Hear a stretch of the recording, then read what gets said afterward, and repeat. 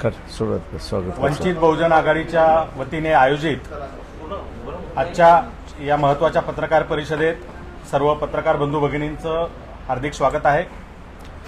आज या पत्रकार परिषदेला वंचित बहुजन आघाडीचे राष्ट्रीय अध्यक्ष ॲडव्होकेट बाळासाहेब आंबेडकर, प्रदेश अध्यक्ष रेखाताई ठाकूर, प्रदेश उपाध्यक्ष डॉक्टर धैर्यवर्धन पुंडकर, प्रदेश प्रवक्ता फारूक अहमद, प्रदेश उपाध्यक्ष अरुंधतीताई शिरसाट, पक्षाचे नेते अशोक भाऊ सोनोने, प्रवक्ता राजेंद्र पातोडे, जिल्हाध्यक्ष प्रमोद देंडवे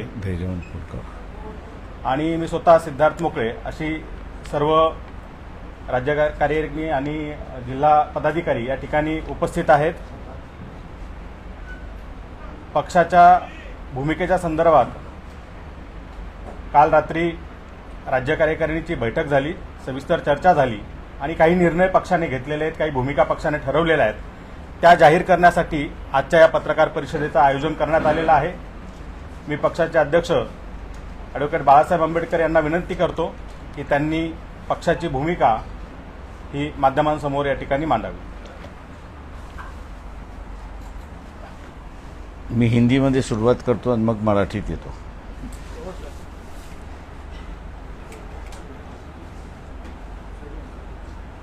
कल महाराष्ट्र स्टेट कमेटी की बैठक हुई।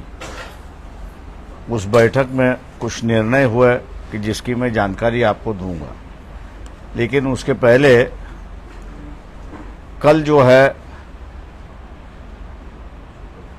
जरांगे पाटिल इनके साथ में बातचीत हुई। उस बातचीत करते समय फारूक अहमद और किशन चौहान ये दोनों मेरे साथ में थे, दोनों स्टेट कमेटी के मेंबर्स हैं। विस्तार से बातचीत हुई और विस्तार से बातचीत होने के बाद तय कर लिया गया कि ओबीसी समूह को जो है जो उम्मीदवारी नहीं दी जाती थी, जो गठबंधन उनके साथ में होने जा रहा है, उसमें ओबीसी की गठबंधन होगी। दूसरा जो है मुस्लिम समुदाय जो समाज है उनको उम्मीदवारी नुमाइंदगी दी जाएगी, जैन समाज को भी वैसे उम्मीदवारी दी जाएगी। बदलाव की जो राजनीति है, उस बदलाव के राजनीति को नए आयाम से शुरुआत करना, ऐसी वहां पर चर्चा हुई और ज़्यादा से ज़्यादा उम्मीदवार जो है वो गरीब समाज से हो और उनको ही अपन लोग आगे लाएंगे, ऐसी एक परिस्थिति हुई। पहले फेज के जो उम्मीदवार है वंचित के जो है, उनका समर्थन जरांगे पाटिल का है। 30 तारीख को जो है उन्होंने अपने संगठन के माध्यम से, अपने लोगों के माध्यम से इलेक्शन में किस तरह हिस्सा लेना और उसमें क्या भूमिका लेना, इस पर जो लोगों से राय मांगी है, इसलिए उन्होंने कहा कि 30 तारीख तक अपन इसका फैसला ना करें तो अच्छा है। उस बात को हम लोग ने मान लिया है और 30 तारीख के बाद जो सीटें अभी हम लोग यहाँ पे अनाउंस करेंगे, बाकी के सीटों पर जो है दोनों मिलके फैसला करेंगे, ऐसी एक परिस्थिति है। दोनों की तरफ से किसी भी कैंडिडेट को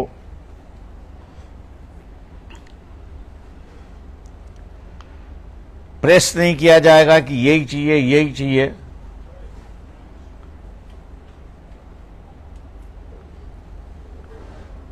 लेकिन जो साफ सुथरी है, गरीब है और उम्मीद रखते हैं कुछ करने का, इन्हीं क्राइटेरिया पे जो है वो उम्मीदवारी वहां पर दी जाएगी।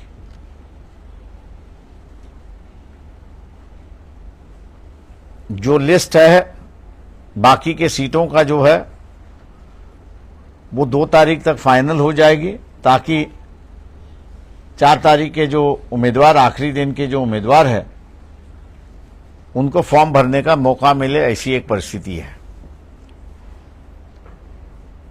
ये नया गठबंधन हम लोग खड़े कर रहे हैं। जो हमारे साथ आना चाहते थे उनसे भी हमने कहा था कि भैया जहांगीर पाटिल का जो फैक्टर है उसको इग्नोर करके नहीं चल सकते। मानने के लिए तैयार नहीं थे। वंचित बहुजन आघाड़ी का इस्तेमाल जो है वो परिवारवाद बचाने के लिए इस्तेमाल करना चाहते थे, कि जिसको हमने पूरी तरह से रिजिस्ट किया है। हम लोग इस बात को जानते हैं कि काफी बड़ी आलोचना होगी, लेकिन लोगों की अगर नस मैं अगर जानता हूं, अगर पहचान सकता हूं, तो आम जनता को परिवर्तन की जरूरत है। और वो परिवर्तन इसलिए चाहिए क्योंकि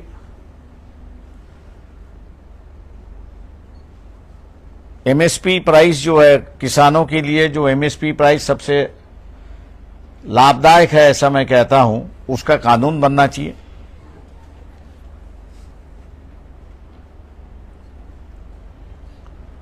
दूसरा जो बातचीत हुई वहां पर एग्रो इंडस्ट्री, कॉटेज और एग्रो इंडस्ट्री, इसको बढ़ावा देने की जरूरत है, जिससे एम्प्लॉयमेंट और ग्रामीण उद्योजक उससे निर्माण हो। ऐसे कई प्रोग्राम जो है जिन पे चर्चा हुई, सकारात्मक चर्चा हुई, और हम लोग ये मान के चलते हैं कि ये जो जरांगे पाटिल और उनके संगठन के साथ का मेलजोल जो है, क्योंकि मैं समझौता नहीं कह सकता हूं, क्योंकि उन्होंने कोई पार्टी बनाई नहीं है, ना बनाना वो चाहते हैं। इसलिए ये जो सामाजिक गठबंधन हो रहा है, जिसको हम लोग एक राजनीतिक आयाम देने जा रहे हैं, लोग इसको स्वीकारेंगे और बदलाव का जो माहौल है, आज भी जो है खरीद फरोश यहां से वहां चलने की उम्मीद पूरी तरह से चली है। हम लोग ये मान के चलते हैं कि इस समझौते के माध्यम से एक नई राजनीतिक शुरुआत होगी, नीतिमत्ता की राजनीति वहां पे शुरुआत होगी, मूल्यों की राजनीति शुरुआत होगी, और आम आदमी के सवालों को एड्रेस करने की राजनीति यहां पे शुरुआत होगी। ऐसा उम्मीद हम लोग करके चलते हैं। मैं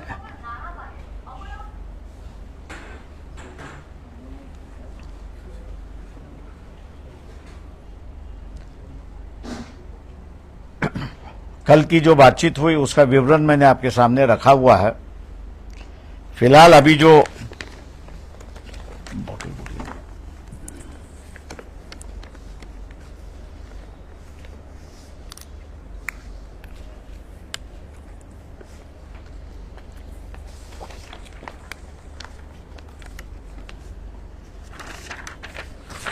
फर्स्ट फेज के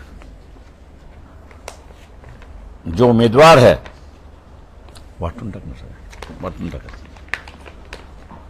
उस पे भंडारा गोंदिया से संजय गजानन केवट दीवर समाज से है, गढ़चिरौली चिमूर संजय गजानन केवट दीवर समाज से है, केवट। गढ़चिरौली चिमूर में से हितेश पांडुरंग मडावी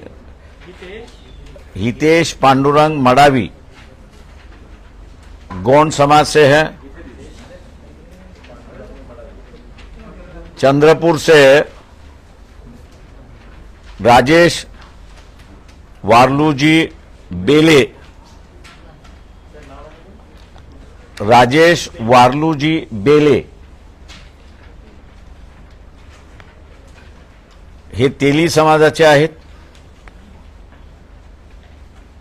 बुलढाणा वसंत राजाराम मगर जी हैं, माली समाज के हैं. वसंत राजाराम मगर माली समाज के हैं.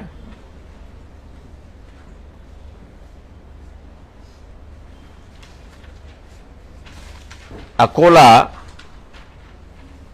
मैं खुद हूं. अमरावती आरक्षित है, कुमारी प्राजक्ता तारकेश्वर पिल्लेवान.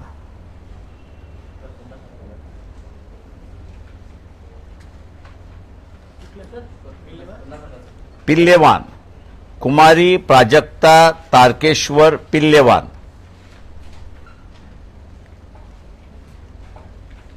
वर्धा जो है प्रोफेसर राजेंद्र सालुंके, ये कुंभी समाज के हैं. यवतमाल वाशिम खेम सिंह प्रतापराव पवार, ये बंजारा समाज में से हैं.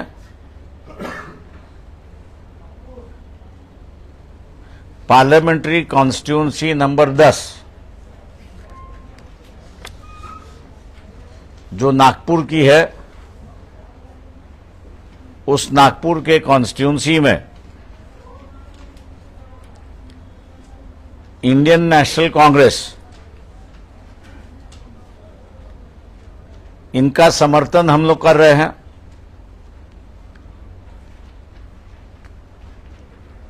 दूसरी बात जो कल के राज्य की कमेटी में डिसाइड हुआ,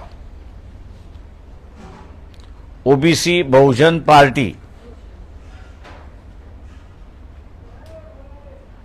ये गठित हो चुकी है.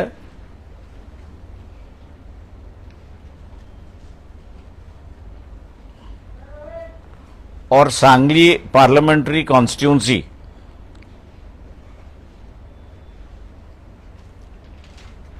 उनका तय नहीं है, लेकिन वो प्रकाश शेंडगे अगर कॉन्टेस्ट करते हैं तो उनको हम समर्थन दे रहे हैं. वैयक्तिक त्यांनाच कंप्लीट होतं. और रामटेक कॉन्स्टिट्यूंसी के जो उम्मीदवार है पार्टी की ओर से, उनकी अनाउंसमेंट आज शाम को 4 बजे की जाएगी.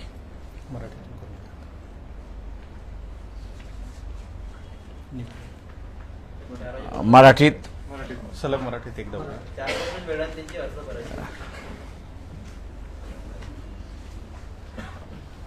वंचित बहुजन आघाडी राज्य कमिटीची काल बैठक झाली आणि त्या बैठकीमध्ये असणारा महत्त्वपूर्ण निर्णय त्या ठिकाणी घेण्यात आले. त्या निर्णयाकडे मी असणारा नंतर येतो, परंतु जे आमच्याबरोबर समझोता करायला उत्सुक होते त्यांना आम्ही म्हणालो होतो की जरांगे पाटील या फॅक्टर आपण लक्षात घेतला पाहिजे. पण दुर्दैवाने तो फॅक्टर काही लक्षात घेतला नाही आणि म्हणून काल जरांगे पाटील आणि पक्षाच्या नेत्यांची, मी आणि फारुक अहमद आणि किसन चव्हाण अशी बैठक झाली आणि या बैठकीमध्ये पहिल्या फेजची निवडणूकचा अर्ज आज संपतोय, पण दुसऱ्या फेज पासूनचं जे आहे त्याच्या संदर्भातली असणारी चर्चा ही 31/1 आणि 2ला पूर्ण करायचं असं त्या ठिकाणी निर्णय झाला. चर्चेच्या दरम्यान शेतकऱ्यांचा आणि बेरोजगारांचा प्रश्न आणि विशेष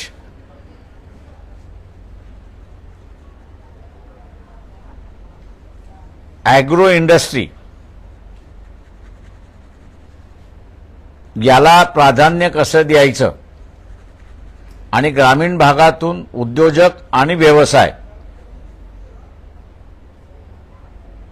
इतर करता येईल त्याच्या संदर्भात आणि इतर प्रश्नांची सुद्धा चर्चा झाली. त्या सगळ्या महत्त्वाच्या चर्चेमध्ये आजपर्यंत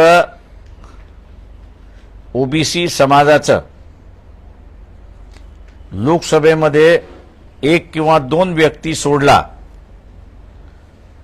तर गेल्या 70 वर्षामध्ये प्रतिनिधी दिलेलं नाही.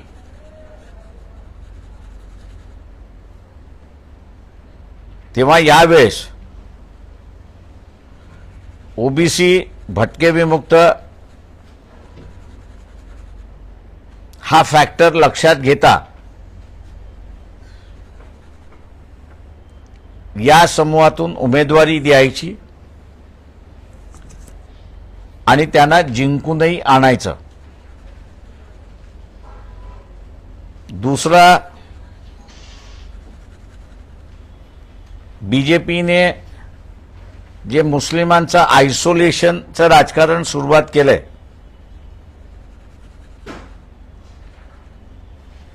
त्याला थांबवण्यासाठी या लोकसभेमध्ये मुस्लिम उमेदवार सुद्धा आपण उतरायचा आणि त्यांनाही उमेदवारी द्यायची. तिसरा, जैन समाजाचा सुद्धा उमेदवार आपण उतरवायचा आणि त्याला जिंकून आणायचं अशी असणारी परिस्थिती आहे.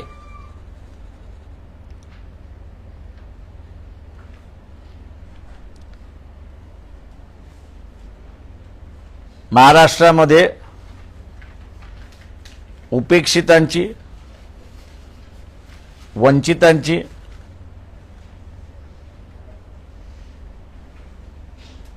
आणि गरीब मराठा, मुस्लिम आणि इतर यांची ही नवीन वाटचाल आम्ही त्या ठिकाणी मानतोय.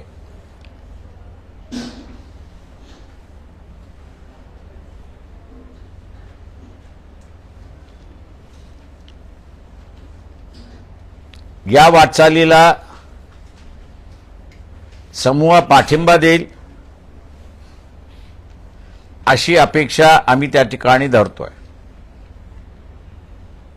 दुसरं, सगळ्यात महत्त्वाचा जो निर्णय झाला तो म्हणजे राजकारण आणि इलेक्शन यामध्ये प्रचंड पैसा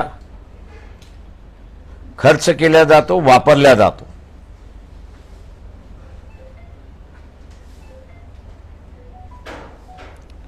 आणि त्यामुळे निवडून गेल्याची बांधिलकी ही मतदाराबरोबर राहत नाही,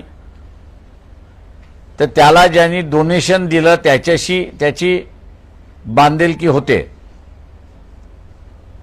ही परिस्थिती होऊ नये म्हणून गावागावानेच आणि कार्यकर्त्यांनी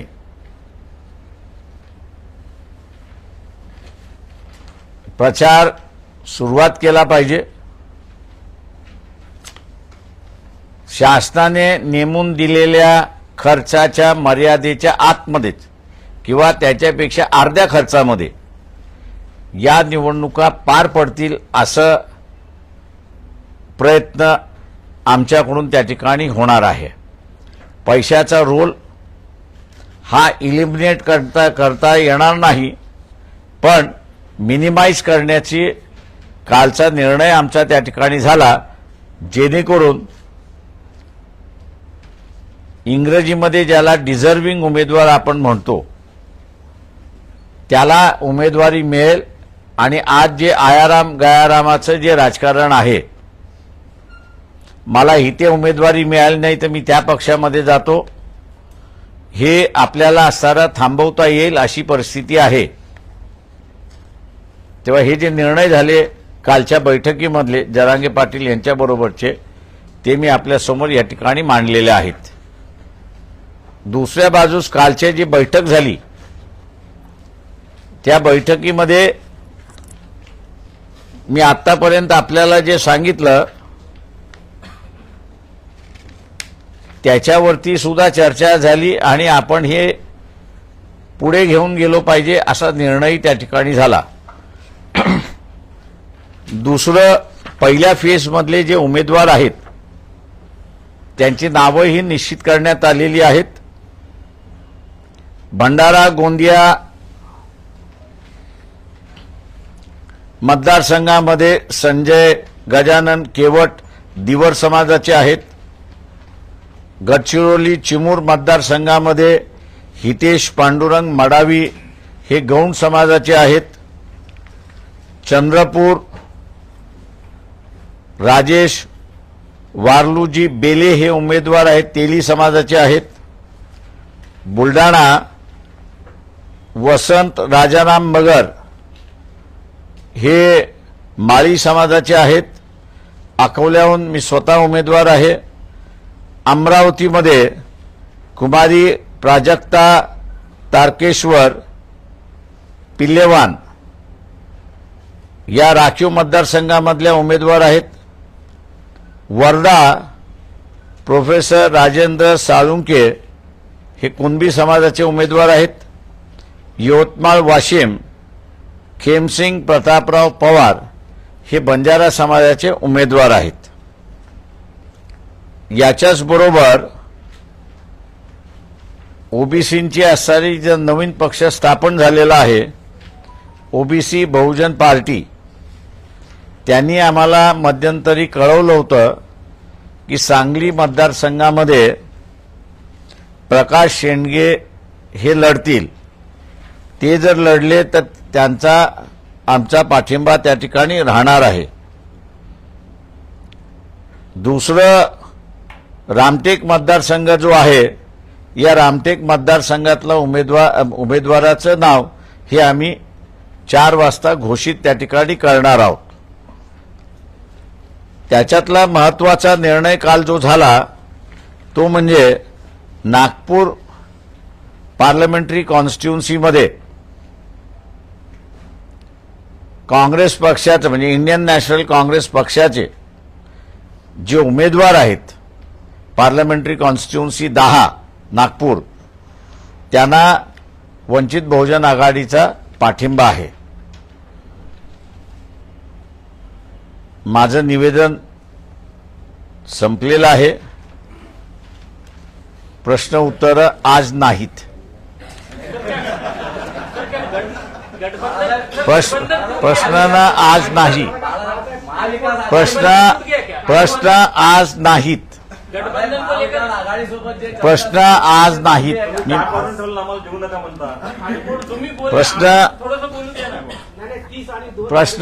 प्रश्न जे आहेत आज नाहीत. आज जे आहे ते एवढंच जाऊ द्या. पक्षाने घेतलेले जे निर्णय आहेत ते निर्णय लोकांपर्यंत जाऊ द्या. पक्षाचे प्रश्न जे आहेत उद्यापासून तुम्ही आणि मी याच शहरात आहोत तेव्हा आपण ते घेऊ शकतो. थँक्यू. गठबंधन है ये टूट गया, ये चल रहा है कि वेट एंड वॉच है. मी thank you very much. Thank you very much. आज या ठिकाणी पत्रकार परिषदेला उपस्थित असलेल्या काय समजावं सर? सर्व आम्ही काय समजावं? पत्रकार बांधवांचे आम्ही समजावं का? आभार मानतो आणि सर्वांना विनंती करतो की पक्षाने रात्री उशिरापर्यंत बैठक घेऊन जे निर्णय घेतलेले आहेत ते जनतेपर्यंत पोहोचणं गरजेचं आहे आणि आमचं माध्यम तुम्ही आहात. त्यामुळं हे निर्णय जनतेपर्यंत पोहोचवा ही आम्ही तुम्हाला विनंती करतो. प्रश्नोत्तरांसाठी बाळासाहेब अकोल्यात आहेत. प्रवक्त्यांची अख्खी फळी तुमच्यासाठी तयार आहे. आजचा दिवस फक्त ही माहिती तुम्ही लोकांपर्यंत पोहोचवा. थँक्यू. चला. येस. थँक्यू. चला या. आभारी.